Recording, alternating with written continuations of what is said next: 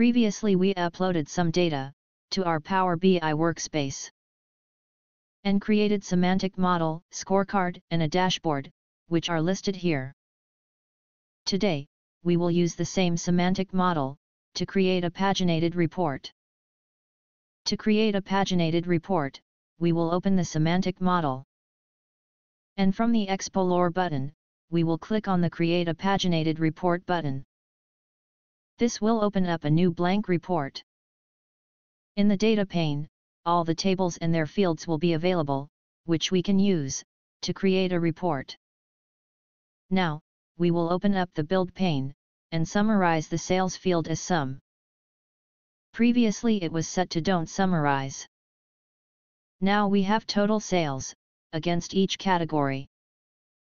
Let's add the category field to the report. This will add the field to the filter pane as well. Now, add the subcategory field to the report. Next, we will add the sales field to the report from the orders table.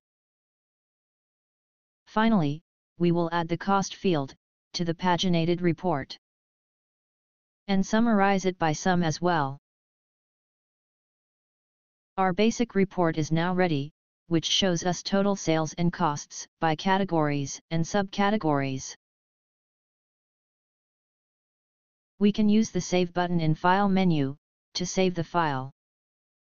Enter an appropriate name for your paginated report, and press the Save button. Wait for the report to be saved. You can now share and view the report. Let's click on the View button to view the report. And here is our report in the viewing mode. We can go back to the editing by simply choosing the editing mode.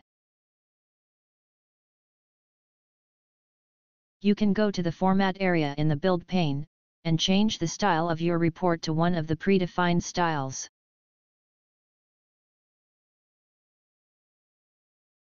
We can move around objects by dragging the From movement symbol. We can also insert images and text boxes. Let's add a text box to enter a title in our paginated report. We can choose the font, size, and style as well.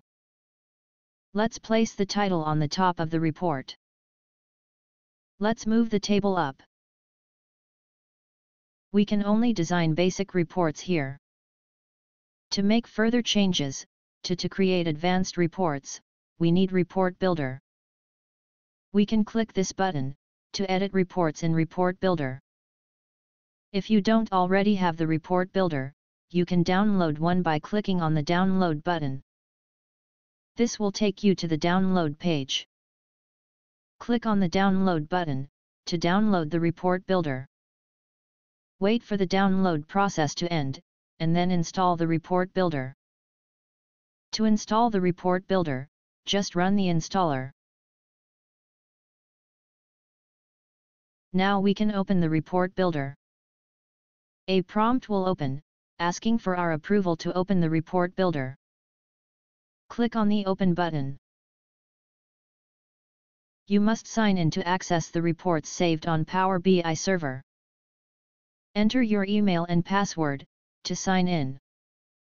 We mistakenly click on the Back button. We can still sign in later.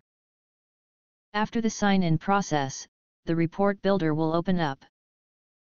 You can again sign in from within the Report Builder, from File menu. Click on the Power BI service. Enter the username and password to sign in. It will ask you for authentication from your smartphone. Finally, you will see the Power BI service window, from where you can open a report. Here is the report that we created in our workspace. We will change the sales and cost fields to numbers. Select number from the Format drop-down. We can enable or disable the comma separator as well. Then we will change the formats of total row to numbers as well.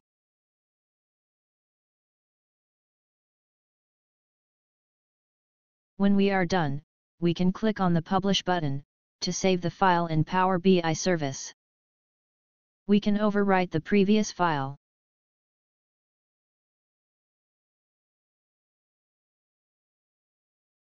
Our file has been saved. Let's take a look at it.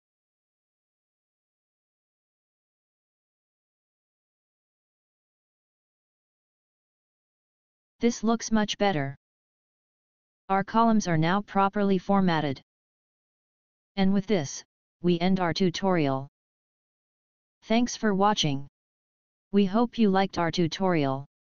Don't forget to like, subscribe, and hit the bell icon for more insightful tutorials and updates.